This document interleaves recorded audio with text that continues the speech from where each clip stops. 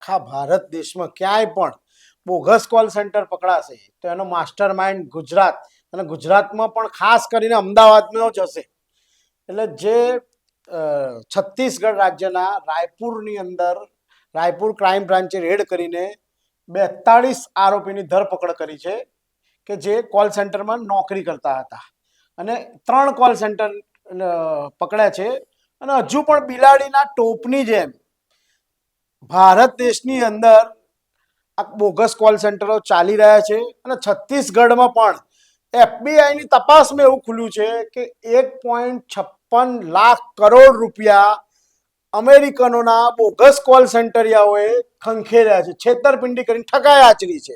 આ હું નથી કહેતો, આ એફબીઆઈનો રિપોર્ટ કહે છે. 1.56 લાખ કરોડ એ કઈ નાની રકમ નથી. એ એમને ત્યાં આગળ ત્યાંની એફબીઆઈની તપાસમાં ખુલ્યું છે.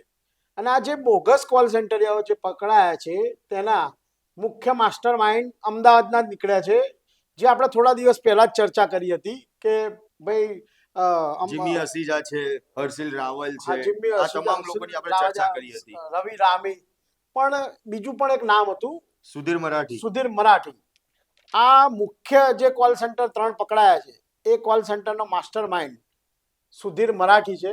એટલે નજીકના દિવસમાં રાયપુર પોલીસ અમદાવાદમાં ધામા નાખે તો નવાય નહીં. આપના પોતાના પ્લેટફોર્મ લલકારને લાઈક કરો, ફોલો કરો, સબસ્ક્રાઇબ કરો અને શેર કરો.